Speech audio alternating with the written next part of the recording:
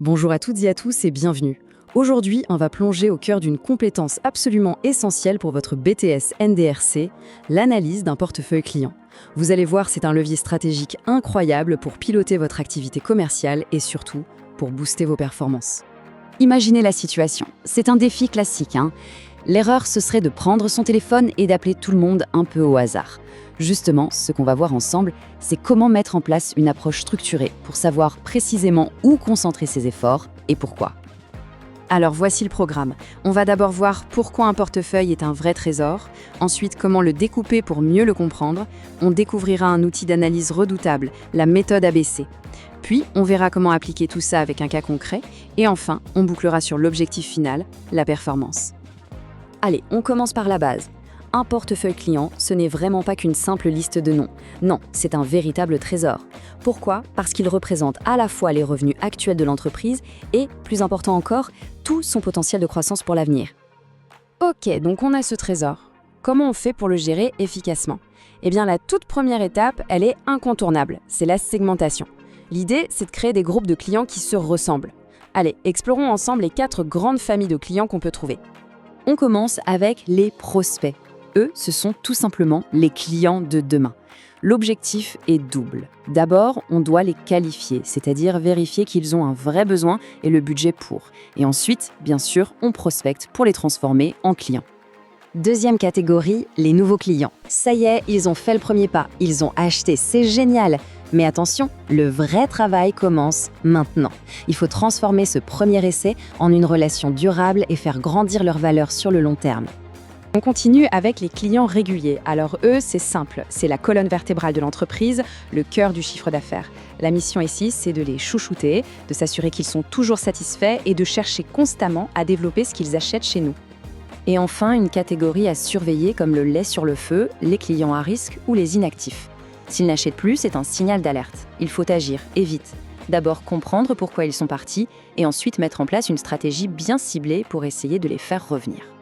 Bon, maintenant qu'on a ces différents profils, la grande question c'est on commence par qui ? C'est justement là qu'intervient un outil d'analyse génial et incontournable, la méthode ABC.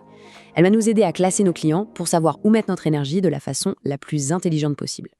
En fait, cette méthode repose sur une idée toute simple mais super puissante, le principe de Pareto. On l'appelle aussi la loi des 80-20. En clair, ça veut dire qu'une petite partie des causes produit la majorité des effets. Et si on applique ça à la vente, ça donne quoi ? Eh bien qu'un petit nombre de clients génère la plus grande partie de votre chiffre d'affaires. Et regardez ce graphique, c'est l'illustration parfaite de ce principe. C'est fou, non ? La catégorie A, qui représente seulement 20% des clients, génère 80% du chiffre d'affaires. C'est énorme. Pendant ce temps, les catégories B et C, qui représentent 80% de vos clients, se partagent les miettes. Cette différence, c'est la clé de tout. Ce tableau résume bien la situation. Et ce qui est vraiment intéressant, c'est de voir ce que ça veut dire concrètement. La catégorie A, ce sont vos VIP, ceux qu'il faut fidéliser à tout prix. La catégorie B, c'est votre potentiel de croissance, il faut les faire grandir. Et la catégorie C, eh bien pour eux, il va falloir être malin et automatisé au maximum pour rester efficace. Ok, la théorie c'est bien, mais maintenant le plus important, comment on passe de cette analyse à un vrai plan d'action ? Allez, on va se mettre en situation, on va imaginer une discussion entre une manager et un commercial qui vient de faire son analyse ABC. Et voilà la première question, la plus stratégique, évidemment, qu'est-ce qu'on fait pour ces fameux clients de catégorie A, ceux qui pèsent 80% du chiffre ? Là, on n'a pas le droit à l'erreur, l'approche doit vraiment être à la hauteur de l'enjeu. La logique ici, elle est très simple.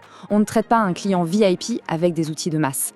Pour eux, il faut du sur-mesure, de la valeur ajoutée, une relation personnelle et forte. C'est pour ça qu'un suivi personnalisé ou une offre exclusive sera toujours plus efficace qu'une newsletter impersonnelle envoyée à tout le monde. Donc, si on résume la stratégie pour la catégorie A, l'objectif numéro 1 est double. 1. Fidélisation maximale et 2. Développement. On ne se contente pas de les garder, on cherche à faire grandir la relation. Comment ? En étant proactif. Ça veut dire des contacts réguliers, une connaissance parfaite de leurs enjeux pour anticiper leurs besoins et des gestes forts qui montrent qu'ils comptent. C'est un investissement en temps, oui, mais c'est de loin le plus rentable. Passons maintenant à la stratégie numéro 2, pour la catégorie B.